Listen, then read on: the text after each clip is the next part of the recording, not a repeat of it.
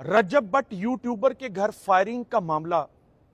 CCD ने खबर चलाई कि हमने शूटर पकड़ लिए हैं।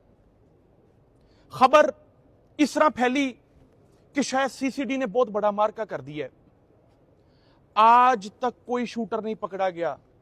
शूटर के नाम पर एक कारोबारी शख्स को पकड़ा जिसका नाम आतिफ है। आतिफ अल मरजान के नाम से रेंटे कार का शोरूम चलाते हैं। इनका कसूर यह था कि इन्होंने गाड़ी किसी को रेंट पे दी।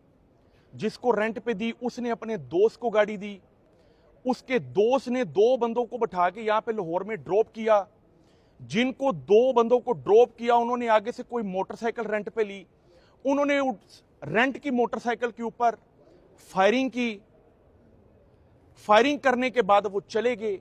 लेकिन सीसीटीवी फुटेज को ट्रैक करते करते जब शूटर ना पकड़े गए सीसीडी से, तो उन्होंने आतिफ नामी इस मासूम शहरी को, इस कारोबारी शख्स को जो रेंटे कार के नाम से शोरूम चला रहा है, अलमरजान के नाम से, रावलपिंडी में 19 जुलाई 2025 को गिरफ्तार किया। तशद्दुद किया, मारा पीटा, मिर्चें डाली, डंडों से मारा, मुक्कों से मारा और तशद्दुद की कोई किस्म ना छोड़ी, शिकंजा हो या कुछ भी हो, और तशद्दुद करते रहे मसलसल 19 जुलाई से लेकर आज तारीख तक। मेरे पास इनके रिश्तेदार पहुंचे, कहने लगे कि सीसीडी कहती है कि अगर आप कोई कानूनी कार्रवाई करेंगे तो हम इनकाउंटर कर देंगे। मैंने कहा या रिश्तेदारों की बात मान लो, या पुलिस वालों की बात मान लो, या अपनी अदालतों के ऊपर यकीन रखो कि वो आपके हकूक की मुहाफिज हैं। उन्होंने हमारी बात पर यकीन किया। हमने कल हेबियस पिटीशन दाखिल की। हेबियस पिटीशन दाखिल करके हम सीसीडी चूंग रवाना हुए। वहां पर रजिस्टर रोजनामचे के अंदर गिरफ्तारी नहीं थी। रजिस्टर मौके पर मौजूद नहीं था। 3 घंटे बाद रजिस्टर आता है, मटीरियल इरेगुलरिटीज पाई जाती हैं। मैडम हजूर, मैं उनको सल्यूट करूंगा इस वीडियो के तवासुत से। मैडम हजूर जिनका नाम नताशा है, एडिशनल सेशन जज हैं, बब्बर शेरनी है वो सेशन कोर्ट की।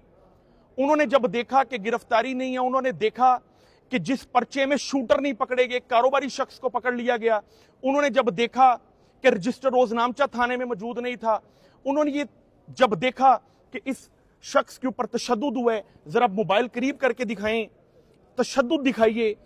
जब उन्होंने ये सारी चीजें देखी तो उन्होंने फौरी तौर पे इनकी हथकड़ियां खुलवाई, और हथकड़ियां खुलवाते हुए उस तफ्तीशी अफसर और उसके साथ मौजूद जितने भी एहलकारान थे उनके ऊपर क्रिमिनल प्रोसीडिंग्स इनिशिएट करने का ऑर्डर सादर फरमा दिया।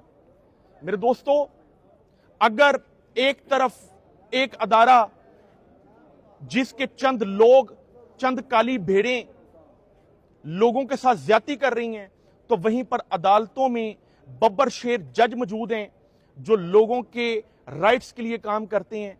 मैं बार बार कहता हूं, डकैत खत्म होने चाहिए, चोर खत्म होने चाहिए, जानी खत्म होने चाहिए, लेकिन मासूम लोगों को पकड़ के उनके ऊपर डकैती के पर्चे डाल के उनका इनकाउंटर करना यह सरासर ज्यादती है। इस तरह जुर्म खत्म नहीं होगा।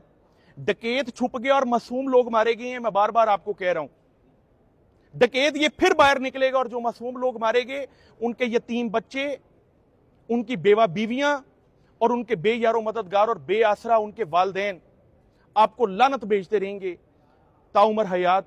अल्लाह आप सबको अपने हिफ्ज़ो-मान में रखे। मैं बड़ा हैप्पी हूं अपनी पूरी टीम के साथ जिन्होंने बड़ी जांफशानी के साथ काम किया।